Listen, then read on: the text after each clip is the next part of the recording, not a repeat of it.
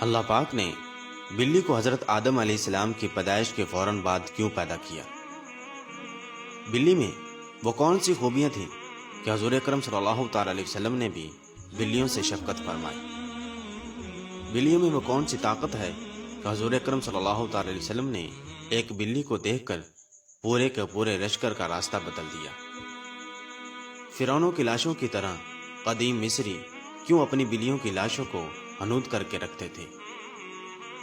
کیا بلی کا رونا گھر میں نحوست کا باعث بنتا ہے؟ معزز خواتین و حضرات، آج کی اس ویڈیو میں ان سوالات کے جوابات قرآن و حدیث کی روشنی میں دیے جائیں گے، اور ہم اس بات کا دعویٰ کرتے ہیں کہ ویڈیو مکمل دیکھنے کے بعد آپ میں سے بہت سے لوگ اپنے گھروں میں بلیاں لے آئیں گے۔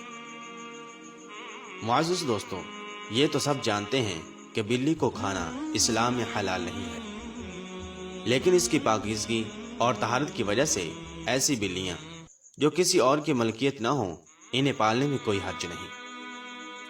اس کے برعکس اگر آپ گھر میں بلی پال لیتے ہیں لیکن اس کو بھوکا پیاسا رکھتے ہیں تو یہ آپ کے لیے وبال جان ہے۔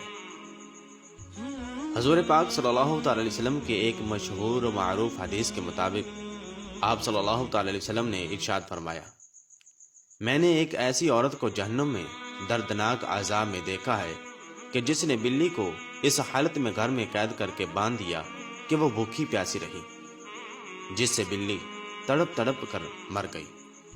بخاری شریف حدیث 2365۔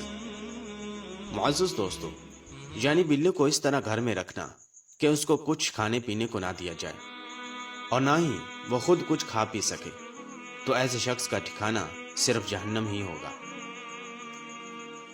کیا آپ نے کبھی بلی کے عجیب و غریب طرز عمل کو دیکھا ہے؟ یہ ایک انتہائی چالاک اور ذہین جانور ہے۔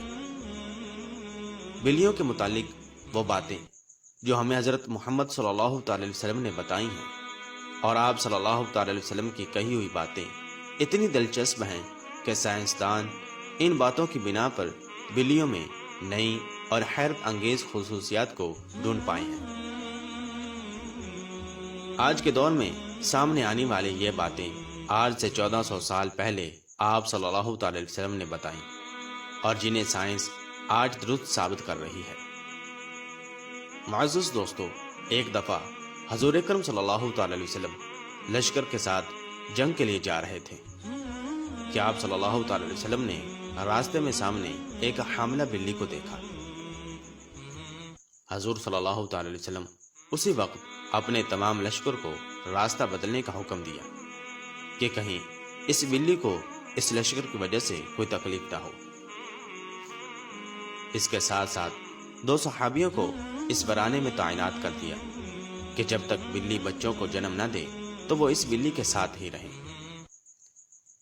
روایت میں ہے کہ واپسی پر حضور اکرم صلی اللہ تعالی علیہ وسلم نے دیکھا کہ وہ بلی بچے دے چکی ہے، تو آپ صلی اللہ تعالی علیہ وسلم اس سے شفقت سے پیش آئے، جس کے بعد وہ بلی آپ صلی اللہ تعالی علیہ وسلم کے ساتھ ہی مدینہ منورہ آ گئی اور وہاں ہی رہی۔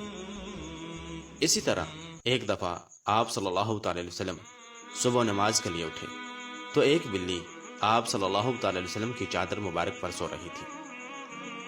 حضور اکرم صلی اللہ تعالی علیہ وسلم نے اپنی چادر وہاں سے کاٹ دی اور باقی اٹھا لی کہ بلی کو کوئی تکلیف نہ پہنچے۔